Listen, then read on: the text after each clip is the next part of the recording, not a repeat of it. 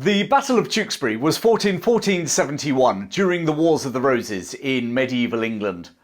The Yorkist victory at the battle left Edward IV unchallenged for the next 12 years until he died in 1483. I recently visited the battlefield at Tewkesbury and walked the battlefield, and I'll be sharing some of that footage with you later in this talk. But first, let me just put it into context. The Wars of the Roses was a dynastic civil war which pitched two rival factions of the royal house of Plantagenet, the houses of York and the houses of Lancaster, against each other in a 30 years conflict to see who would wear the crown of England. By 1471, the Yorkist faction were led by Edward IV and the Lancastrians by Henry VI, the son of the Victor of Agincourt, Henry V. If you've watched my video about the Battle of Barnet, you will know that in 1471 the Yorkists under Edward IV had won a crushing victory over the Lancastrians.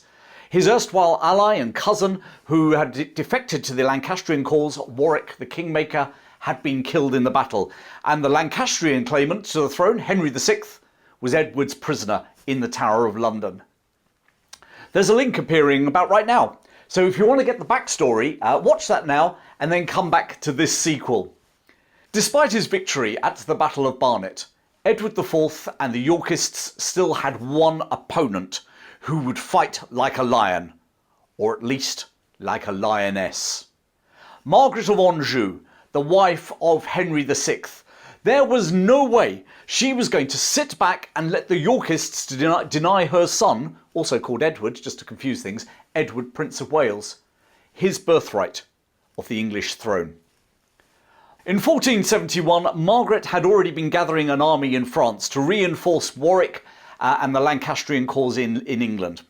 Ironically, on the very day that Edward was winning the Battle of Barnet and Warwick the Kingmaker was being killed in the process, Margaret of Anjou landed with her army in England. Having landed in Weymouth, she surprised Edward by refusing to take the obvious option of marching on London and freeing her husband, Henry VI, from the Tower of London. Instead, she headed up the west side of England towards Wales, where her plan was to meet up with another Lancastrian army led by Jasper Tudor, a Welsh nobleman and indeed half-brother to King Henry VI. And if that surname sounds familiar, it should. Jasper was the uncle to a certain Henry Tudor. Edward, who had positioned himself at Windsor Castle to meet up Margaret's advance on London, was wrong-footed, and now he had to race west to prevent the two Lancastrian armies uniting. For both sides, it was a race against time. It was crucial for Margaret that her army cross the River Severn to team up with Jasper Tudor on the Welsh side of the Severn. Edward needed to deny her that very crossing. Short of supplies, Margaret had to make a detour to Bristol, wasting valuable time in trying to get ahead of Edward. She arrived there on the 1st of May, 1471.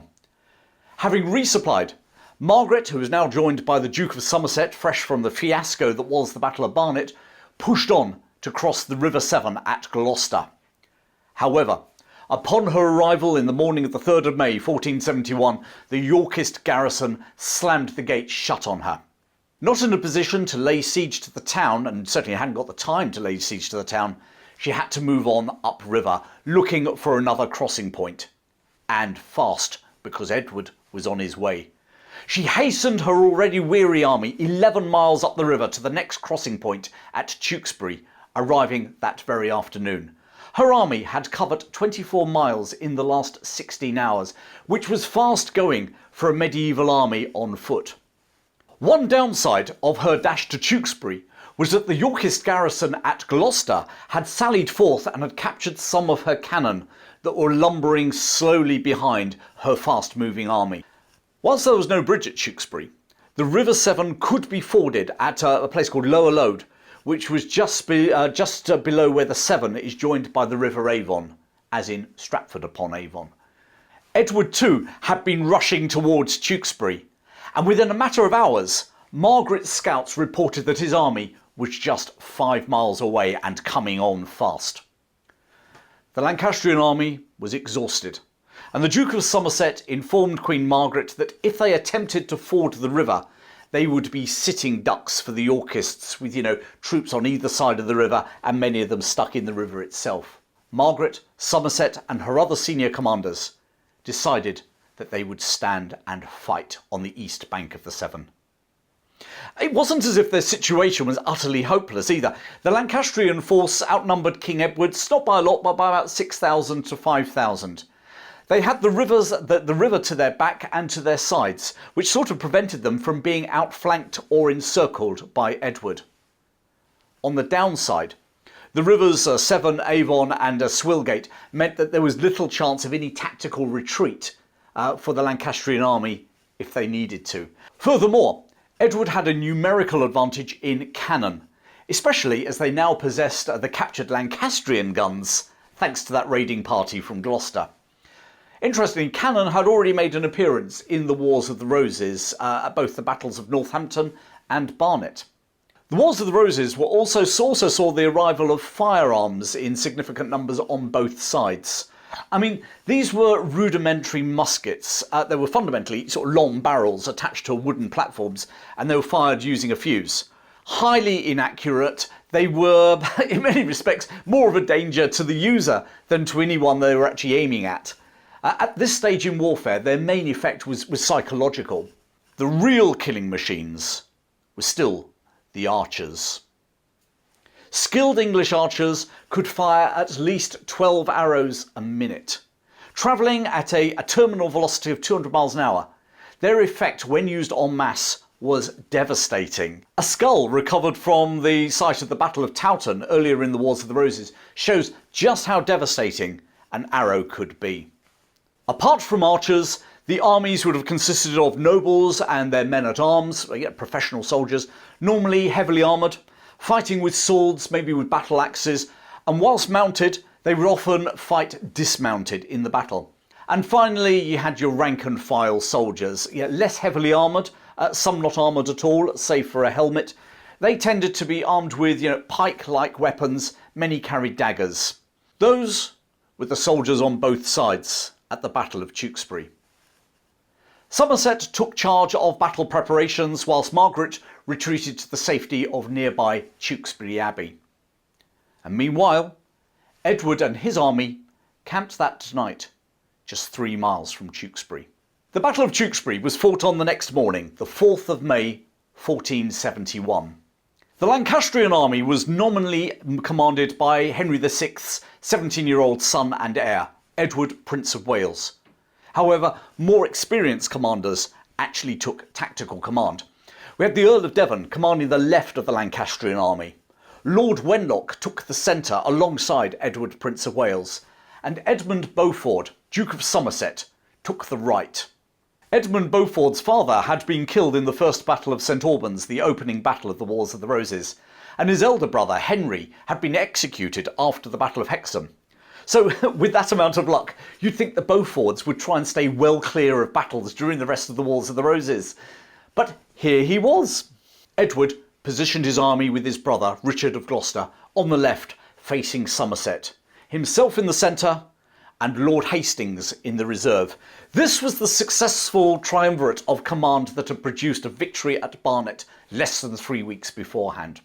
Edward also quietly hid 200 mounted spearmen on the left of the battlefield in Tewkesbury Park. The battle started with a fierce cannon barrage from the Yorkist army, which the Lancastrians couldn't match, not least because they'd lost some of their guns to the garrison from Gloucester. Unable to respond, with no room to fall back, Somerset decided that the only option was to take the battle to Edward. Telling Wenlock to follow him, he charged towards the enemy along the line of this modern road in an attempt to outflank the Yorkist king. Somerset's reckless charge could have turned the battle if the rest of the Lancastrian army had advanced with him. But Lord Wenlock stayed put.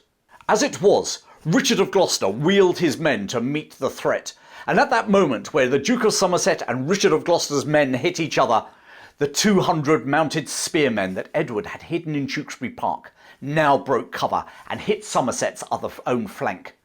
Caught between those mounted spearmen and Richard of Gloucester, Somerset's men started to fall back in disarray, where they were trapped against the river. Hundreds perished in what is still called Bloody Meadow. Somerset was absolutely enraged, not only at his defeat, but the fact that Wenlock had not supported him. He rode up to Wenlock and supposedly he bludgeoned him to death. And then he rode on and sought sanctuary in Tewkesbury Abbey alongside the Queen, which you've got to say probably didn't help the morale of the Lancastrian army. They probably wondered what the heck was going on. And now Edward pressed home his attack. The Lancastrians found themselves trapped between the advancing Yorkists and the river Swillgate.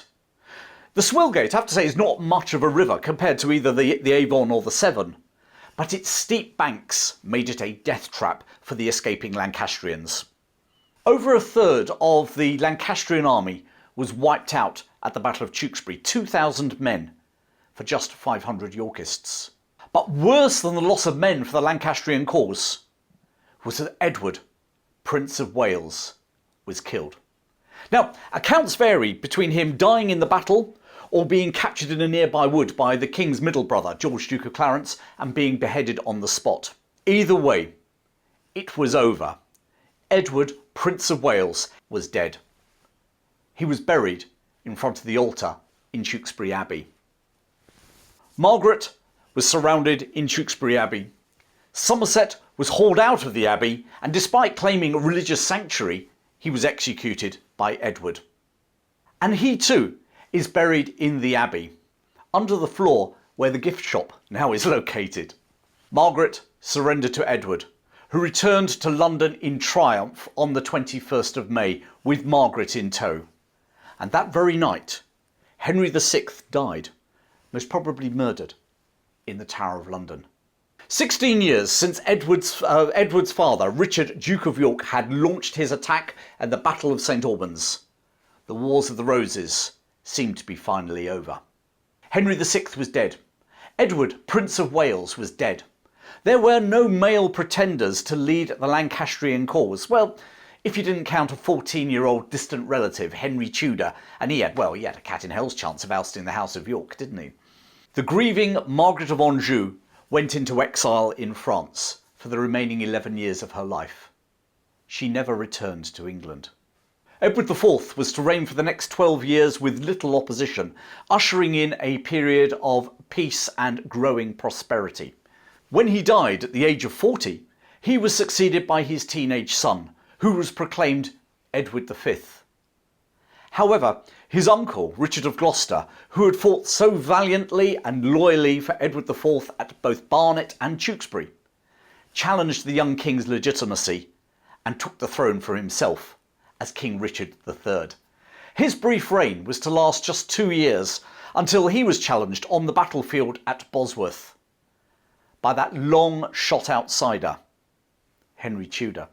To find out how the long shot became the big shot, and whether Richard was a villain or a hero, and what happened at the Battle of Bosworth, click on the link that's appearing in a moment, or subscribe to my channel. Thanks for watching, and I look forward to seeing you very, very soon.